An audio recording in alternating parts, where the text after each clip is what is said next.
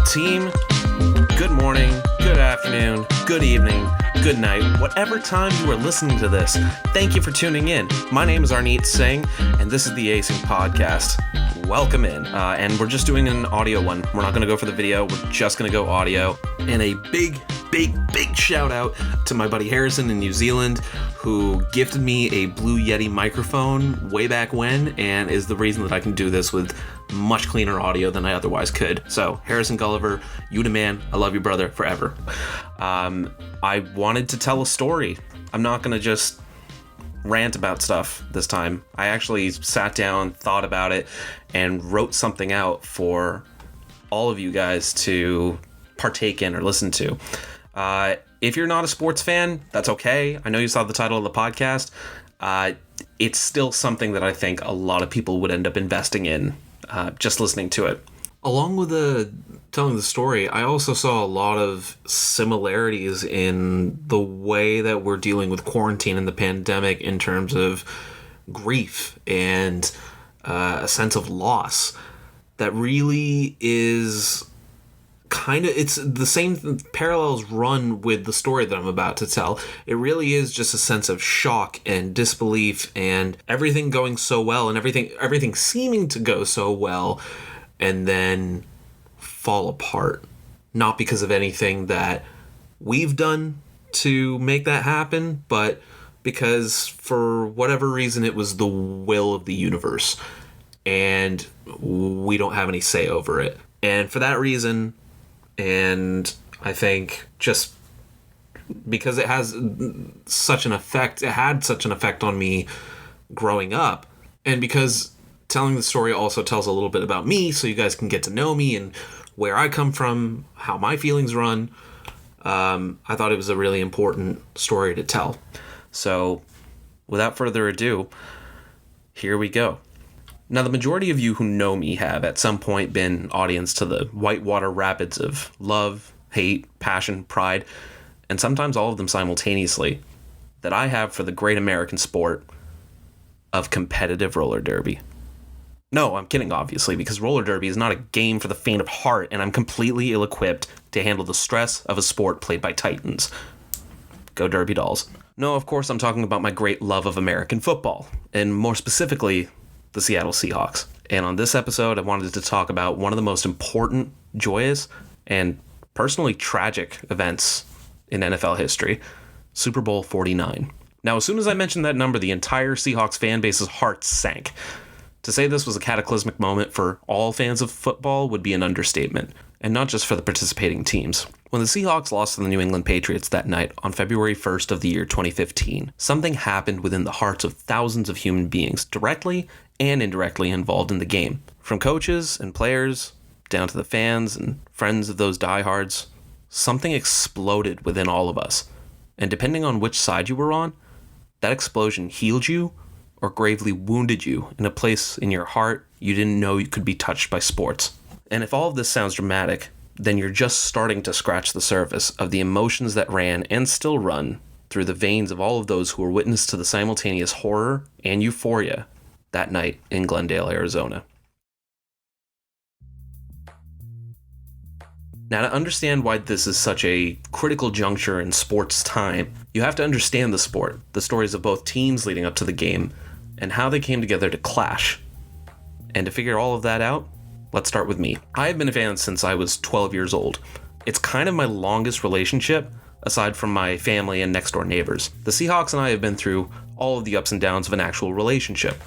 The honeymoon period, the lows of differences in opinions and perceived failures, sometimes letting our gazes linger on other teams and players when we start to doubt that it'll all work out, and the highs of investing our time, love, and effort in the right things, and building to success together.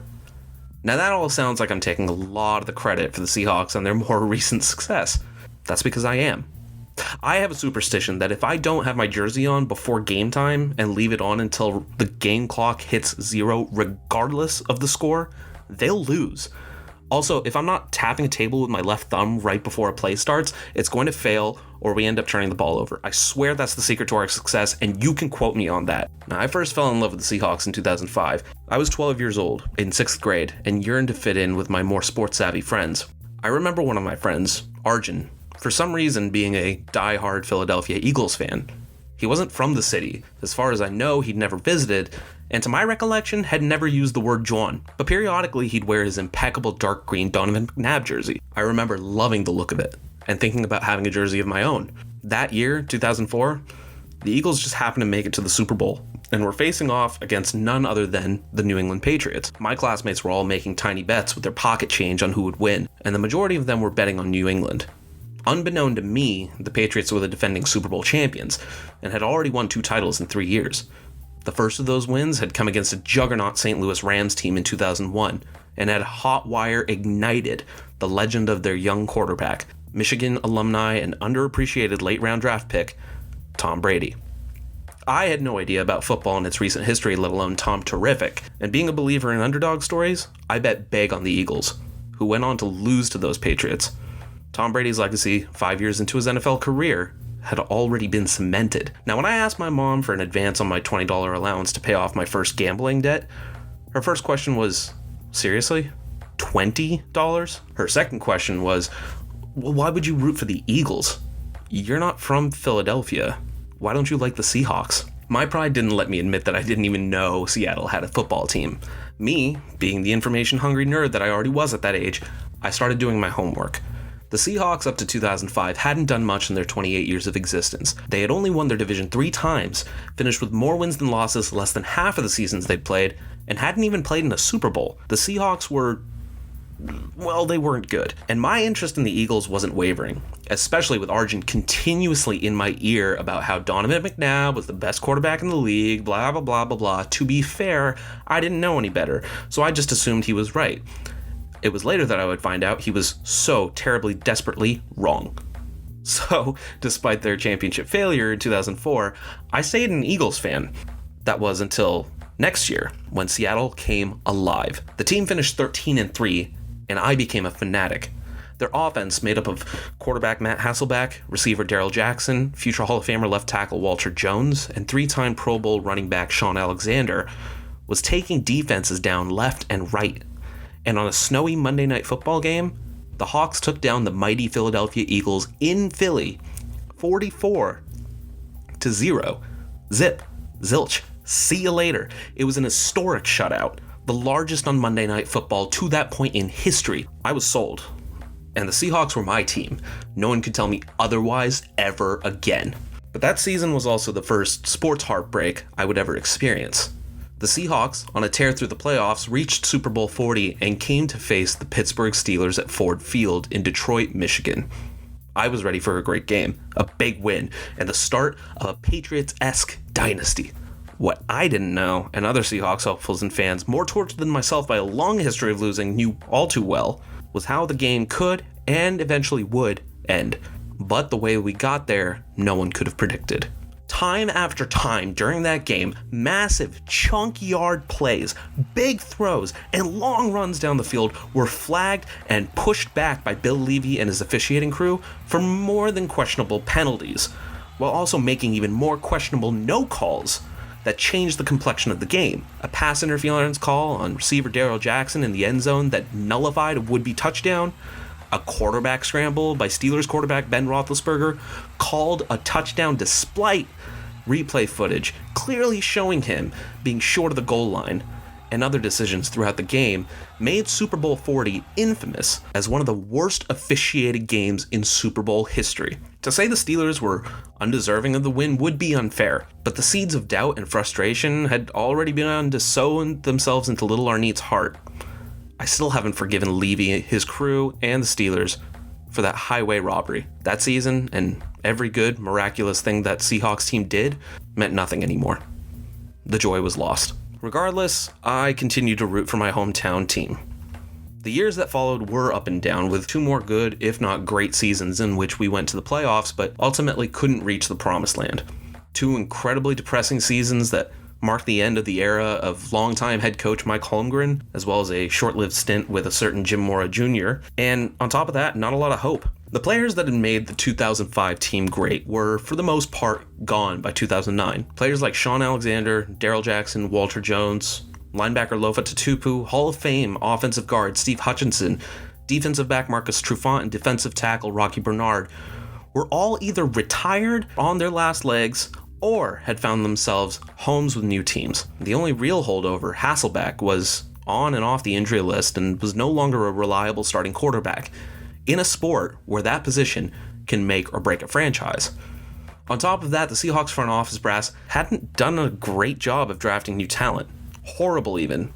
So the roster was pretty barren, but everything changed when the Fire Nation attacked. I'm sorry, I had to. You can't start a sentence with, but everything changed without finishing it Last Airbender style anymore. By the way, if you haven't seen that show, what the hell are you doing? And how could that possibly be better than doing whatever it is that you are doing right now? This is the greatest animated series of all time. Fight me in the comments on that, BoJack fans. Fight me. But I digress. Everything changed for the Seahawks in 2010, when owner Paul Allen hired former USC and ironically former New England Patriots head coach Pete Carroll to coach Seattle. The fortunes of the franchise were about to reverse. If you had even a small modicum of football knowledge at that time, you'll know the following names: Russell Wilson, Marshawn Beast Mode Lynch, Richard Sherman, the Legion of Boom. These are all names of players and units of the Seahawks that came to define the team and their swaggery prowess in the early 2010s. Thanks to Carroll and his defensive coaches, Seattle fielded the toughest and stingiest NFL defense the league had seen in years. The Legion of Boom, the name the Seahawks secondary defensive unit gave themselves, were the scariest group of defenders to go up against on Sundays. And Lynch was the heartbeat, the muscle, the steaming engine that made the offense rumble over opponents. 2010 to 2015, with that squad, was a good time to be a Hawks fan. It still is, but that period was special. In 2010, my family moved to New Zealand, a culture shock of all sorts for all of us. And the only thing that kept me tethered to my old life, aside from my old friends in Redmond, was the Seahawks. It was a tough 7 years having to wake up at 6 and 7 a.m. on Monday mornings to catch the first group of games and hope the scheduling gods had been kind enough to give me an early afternoon Seattle game. But I did it. And it was for the love of the team. Every Monday I woke up and did the thing. I even organized my budget to fit in the exorbitant costs of NFL Game Pass on a barista wage. In 2013, we went 13-3 in the regular season. For those 3 games we lost, I was at work and couldn't wear my jersey. Therefore, we lost those 3 games. That's just how the universe of sports works, and my superstitions are far from the weirdest you're ever going to hear or see. And that's the level of fandom that exists in me for the Hawks. And the highs of my fandom of the Seahawks started to hit their apex in that 2013 season, when we took down challenger after challenger, fought through a legendary NFC Championship game against the San Francisco 49ers to earn our ticket to the Super Bowl, the first time we have since 2005, and only the second time in team's history since our inception in 1976. And when we got there, we took no prisoners. Our number 1 ranked defense, the Legion of Boom, led by surefire future Hall of Famers Earl Thomas and Richard Sherman, against the number 1 ranked offense of the Denver Broncos, led by surefire future Hall of Famer Peyton Manning. Denver was no match. In a game touted as Goliath versus Goliath, the Seahawks won decisively by 35 points, which is 5 full touchdowns in difference, putting the league on notice that no matter what players or coaches we lost in the offseason, the Hawks were here to stay for a long time. It was the pinnacle of Seahawks football. Now let's go back for a second. We are forgetting the second half of the equation of this story, the New England Patriots. To non-football fans everywhere, you know who Tom Brady is. You may even know who Bill Belichick, the longtime head coach, is. And you should, because these two are the most winning coach-player combination in NFL history. But between their Super Bowl win over Philadelphia and the 2013 season, they oddly couldn't get over the hump. Despite having already won 3 Super Bowls together in 4 years, the Patriots seemingly couldn't catch a break for the next 11. Sure, when you win your division every year except for once in 10 years, it's not exactly a failure. But when the expectations are so much higher than any other team, you have to produce.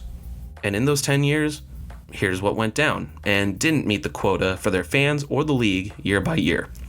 They lost in the divisional round to the Broncos in 2005, lost in the AFC Championship game to the eventual champion Colts in 2006, went 16-0, first time anybody had ever done that, but lost the Super Bowl to the Giants in an historic upset in 2007.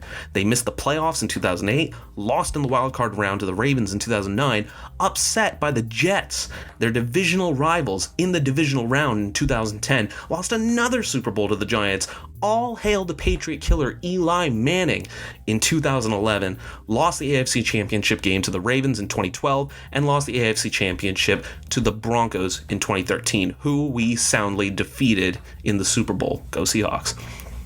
In all of that time, and all of that relative success, one thing stood out that was held against the Pats. No Super Bowl wins. With the attention spans of humans getting shorter and shorter, the Patriots regime and Brady Belichick were looked at as washed up and unable to hit that final gear of speed and power to win another championship. Now, it wasn't untrue, but it also was. The Pats simply didn't have the luck or timing that they had before. They faced quarterbacks making the leap at the right time, their strategies and weaknesses were finally being picked apart after years of study, and their roster was being turned over as it happens for all teams over time. The Patriots handled transition better than any other franchise in history, but the question at this point was never whether they were able to handle the transition, but rather that they could be a greater dynasty than those past. Like the Green Bay Packers of the 60s, who won 5, the Steelers of the 70s, who won 4, the 49ers of the 80s, who won 4. The answer up until 2013 was no. Brady's time had come and gone, they said, and Belichick couldn't construct a roster to win the big one anymore. Nothing would be able to cool off the haters and naysayers of the legacies of Belichick and Brady, except for another Super Bowl. For both the Seahawks and the Patriots, a year to remember was coming. 2014 began with both teams beginning the year slow.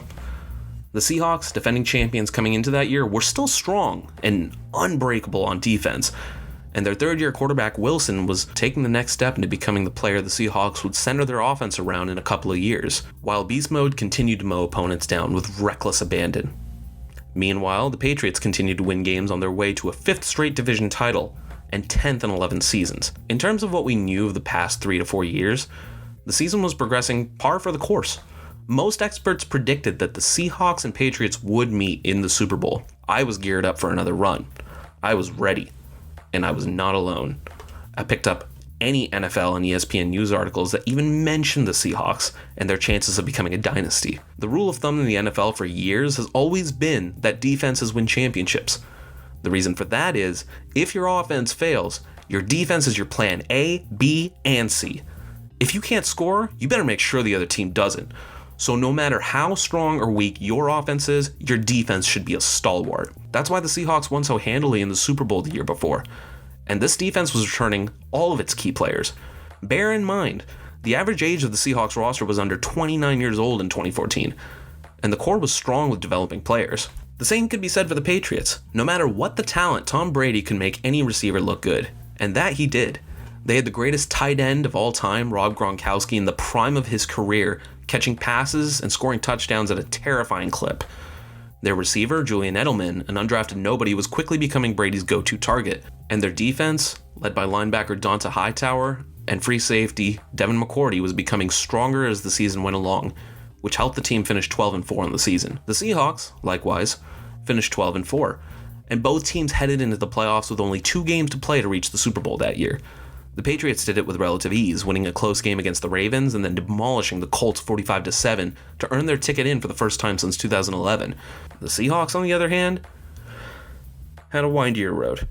They beat the Carolina Panthers at home handily in the first round, but then faced league MVP quarterback Aaron Rodgers and the Green Bay Packers in the NFC Championship, a game in which Russell Wilson threw 4 interceptions and nearly lost the game. However, after some trickery and the most jaw-dropping comeback in championship game history, Wilson uncorked.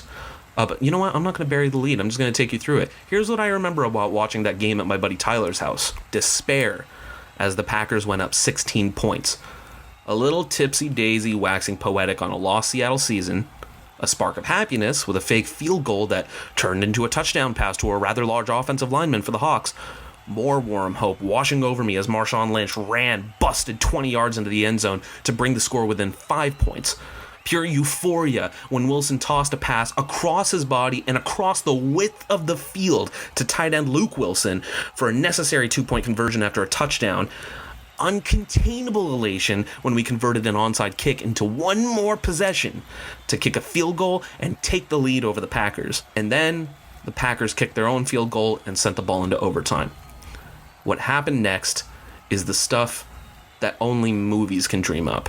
With less than 3 minutes gone in overtime, Wilson uncorked a bomb of a pass to receiver Jermaine Kearse for the game-winning touchdown, punching their boarding passes to Arizona to play the Patriots. That final deep ball from Wilson to Kearse to end the game, I still remember going back and watching that play over and over again, dissecting Wilson's vision and timing. To see Kearse so quickly zipping past the Packers defender to the end zone and hitting him so perfectly in stride, as we've seen Wilson do so many times in his career to this point, that it's simply assumed the pass will get there every time.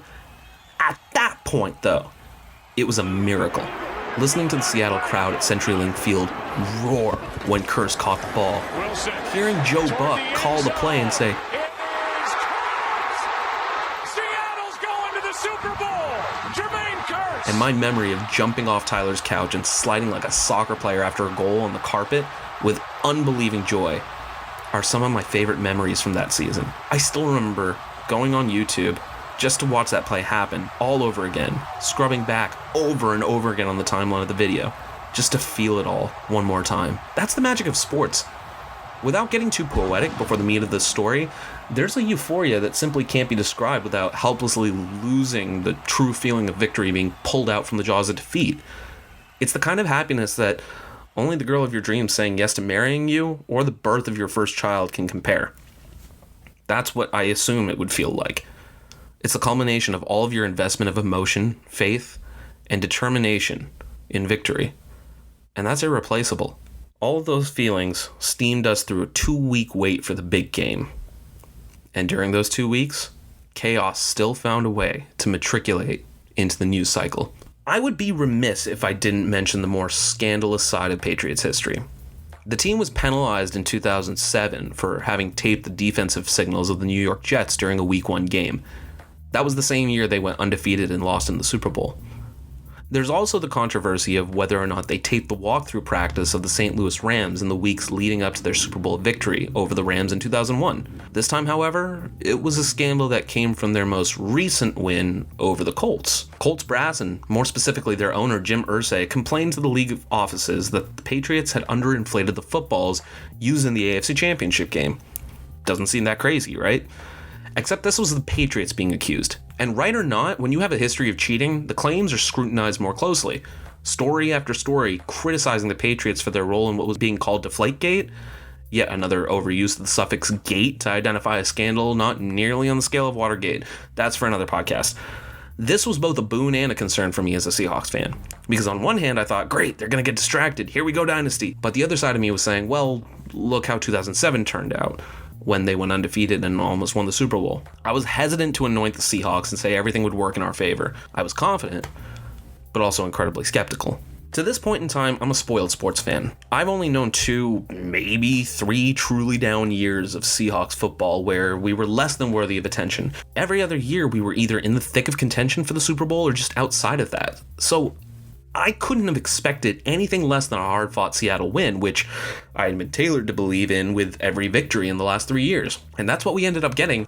Almost. Super Bowl Sunday. The big game. One that would become the most watched television event in the history of American programming. The stage was set for a clash of titans. I arrived in Auckland downtown off the bus and met up with my friends on the waterfront to go to a local bar that was showing the game. It was a bright, beautiful, sunny New Zealand summer. That bar was full, so we ended up spilling out into a really nice Irish bar, drinking Guinness and watching on a smaller TV through the first 3 quarters. And what a wonderful, excellent 3 quarters they were. The game was tight and scoreless through the first quarter, with both teams trading defensive blows and stops all the way through. No one could get across midfield for long. Then the second quarter finally opened up the scoring, and with just over a minute left in the half, New England held the lead 14-7. Seattle had the ball last, and with precision and speed, drove down the field and scored a touchdown in the back of the end zone from Wilson to receiver Chris Matthews, who was a nobody before this game, to tie it up going into halftime. It was at this point I started to get a little cocky. I was flying high and feeling myself to a degree that I decided to buy fried calamari rings and a pitcher for the whole table. This was a great game no matter what the score was, and I wasn't going to waste it thinking too hard. So we drank, we ate, we laughed, and we enjoyed a great halftime. Then the third quarter began, and hope and ego became swollen in my heart like a balloon. And I made the big mistake of saying, out loud, "I think we got this." Immediately I knew it was a stupid decision. I messed with the juju. I messed it all up, but I was feeling myself. The Seahawks kicked a field goal to start the half, and then drove down the field again to score a touchdown and take a strong 10-point lead into the final quarter of the game. I got so hyper that I paid the bill, ditched the Irish bar, and with the help of my friends, weaseled my way into the big Sky Sports bar with the massive and multiple television screens to watch as the Seahawks defense held their lead and properly kicked off a dynasty. And against Tom Brady, what a fucking time this was gonna be. But that's where the world began to crash. I heard Jerusalem bells a ringing and Roman cavalry choirs a singing, but I didn't know what they meant when I heard it. The rain was about to fall before it really even began. In the fourth quarter, Tommy Terrific and his band of Merry Mountain Men started to come back. Brady's history of late-game heroics was starting its engines, and we were his unfortunate target. With minutes of game time, Brady drove the Pats down the field twice for 2 touchdowns, 14 points, that put New England in the lead by a score of 28-24. With each pass and first down Brady knocked down, my head kept me thinking the worst was going to happen, and my heart sped up. The Seahawks had to answer, and we couldn't waste time doing it. It was time for one last drive. The Seahawks offense got the ball back in their hands with just over 2 minutes left in the game. They had to drive 80 yards down the field to write the story of their triumph. Wilson lobbed a pass to Lynch for a 31-yard completion. Pure excitement. 2 incompletions, but then another converting pass to Ricardo Lockett. Here we go. Then Wilson unleashed a long, smooth, beautiful bomb down the field to the right corner in front of the end zone. Jermaine Kearse, the targeted receiver, the same guy who caught the pass that punched the Hawks' ticket to this game against the Packers in overtime, was blanketed in tight coverage by rookie defender Malcolm Butler. Kearse got tripped up as the ball dipped down towards him in slow motion and fell to the ground as the ball seemingly bounced up, down, and around him for an incomplete pass. But then, oddly, he got up with the ball in his hand and started running towards the end zone, only to be pushed out by Butler. What the hell just happened? He dropped that pass. Wait, what is he doing? The entire bar's jaws dropped as they watched the replay of the pass dropping down upon Kearse in slow motion. The ball bounced off his hands. His body turned 180 degrees from momentum on his back.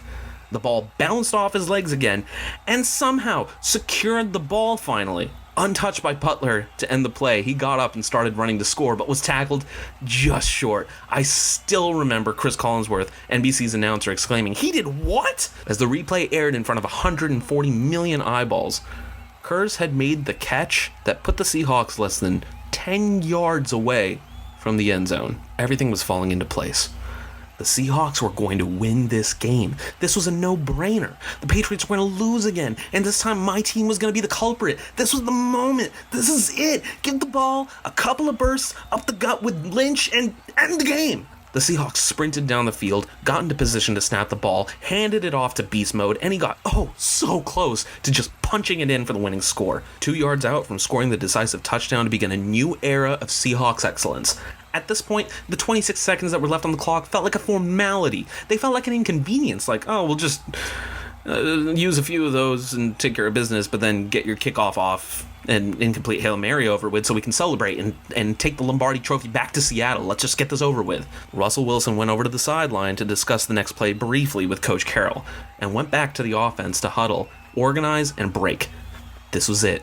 This is the moment where we become the big, huge heavies in the NFL. Here we go. Wilson set the line, called his audibles, watched as New England adjusted to him. He snapped the ball. He took 3 steps back. He watched the play develop, and Ricardo Lockett raced from the right side of the line to the left across the goal line and cocked the ball back and threw. The pass looked routine. It looked practiced and easy, like a drill they'd run 10,000 times in practice. Sure, I'm a little surprised they didn't run it with Lynch, but nothing looked wrong. It was straight, it was fast, and it was gonna get there. Then everything crashed. Lockett was suddenly clocked on the goal line by some defender and was falling through the air opposite of the direction he was running in. My heart immediately started to sink. He was flying away from the ball. And out of the tackle came New England defensive back Butler. Pass is intercepted at the goal line by Malcolm Butler. Unreal. Malcolm Butler, who almost made the phenomenal play that wound up in Kearse's arms. There are flags on the field for a celebration. Amazing. The same Malcolm Butler who bungled the miraculous catch by Jermaine Kearse just 2 plays before. The same nobody. Undrafted in 2014 and signed on the cheap by New England, blasted through Lockett and to the ball. Malcolm Butler caught it. He caught Russell Wilson's pass. He picked it off, intercepted, grabbed the turnover, and fell to the ground. The game was turned on its head and would never go back. I will never forget the flips that my heart did. From happiness to terror, horror, disbelief. Language had no meaning around me. It was all white noise. The color drained out of the room like it was poured out and into the abyss below my feet, formed from despair and darkness. I couldn't believe it. I couldn't believe it. The ball was right there. Lockett was just about to catch it, and it was over. Butler had sealed the Patriots' lead and victory in the closing seconds of the Super Bowl. And with that moment, the Seahawks' dream was over. I can remember my friends' hands on my shoulders that were draped with an Earl Thomas jersey. I know they were shouting consolations and trying to comfort me, but I couldn't make out the words. It didn't matter. When you can see victory in the hands of your own after so much investment of energy and emotion, that's all that matters. The belief in your team matters as much as the work the players put in. One will always benefit the other and vice versa. And when everything boils down to one moment, one play, and one chance, that's the only thing in the world that matters. It's more focused than horse blinders. The world will crumble if what you want to happen doesn't happen. And that's how it felt for me. And I know I'm not alone. The rest of the game didn't matter. I prayed for a penalty flag on the play, a miracle, the universe shooting lightning down on the field and reversing time, anything. But of course, none of that happened. And the Patriots, for the first time in 11 years, had won the Super Bowl. Tom Brady had reached greatest of all time, or GOAT status, and locked himself in as one of the greatest to ever play the game. Meanwhile, the Seahawks, and specifically Coach Pete Carroll, would be questioned and themselves wonder for the rest of the time why they wouldn't have called a run to Lynch, their offensive V8 engine, to more efficiently seal the game. After it was all officially over, I walked out of the bar and threw my jersey on the ground. I had never been so upset.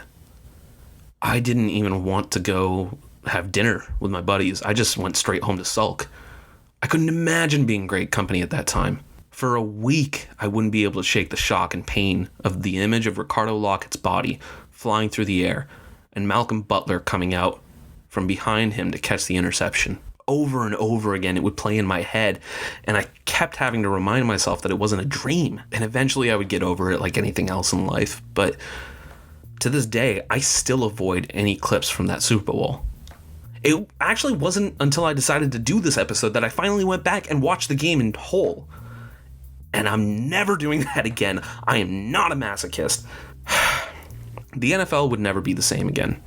And certainly the Patriots and the Seahawks' destinies wouldn't either. The Patriots went on to 10 straight AFC Championship games, and including Super Bowl 49, won 3 total titles in the 2010s, bringing Brady and Belichick's career count to 6 trophies. more than any other coach and player in NFL history. Brady is now the uncontested greatest quarterback in NFL history. Belichick its greatest coach, and the New England Patriots from 2001 to 2018 are the NFL's longest and arguably greatest dynasty. On the flip side, the Seahawks and the Legion of Boom defense would stay together as a whole core with Lynch, Sherman, Thomas, strong safety Cam Chancellor, defensive ends Michael Bennett and Cliff Averill, and linebacker Bruce Irvin for one more year. The loss had a massive effect on the team's psyche and motivation, and the pain of the loss in the Super Bowl made Coach Carroll's rah-rah, positive leadership rhetoric almost mockingly ineffective, with bad feelings all around, and Seattle's 2012-15 core being called the almost dynasty by multiple sources.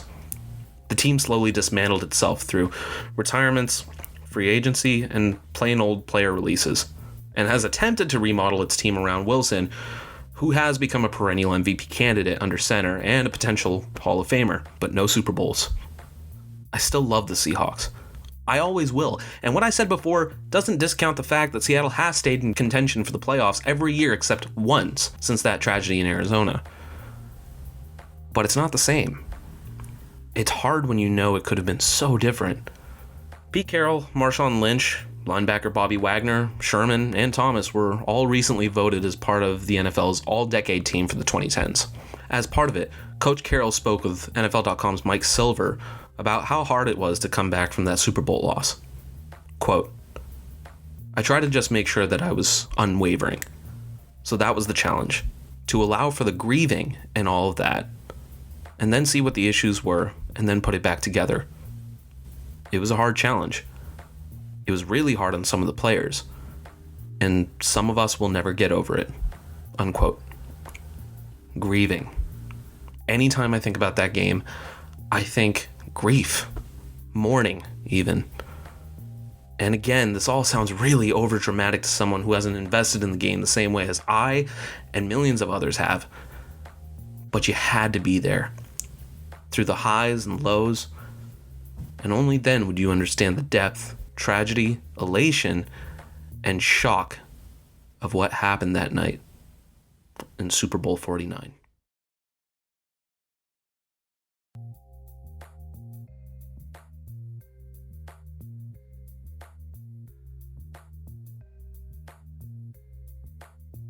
Okay. Well, there's the end of that. I hope you all enjoyed that story. I know it was a little bit of a downer, but I thought it was really interesting, and I hope I made it entertaining for all of you guys. So thanks for sticking around, tuning in. Now, I did want to just send you guys off with a little message of hope during all of this quarantine. A lot of what I'm seeing on social media right now is people, experiencing their bad days. They're having a little bit of a tough time as the slog continues. I know for sure I see my staff and my friends who all work in the restaurant industry really starting to feel like it's all hopeless. Now, I just want to address that real quick, not by saying, hey, everything's going to be all right, because I don't know. Nobody does. This is a weird time, and things are unpredictable, and it's completely out of our control, and it just is what it is right now.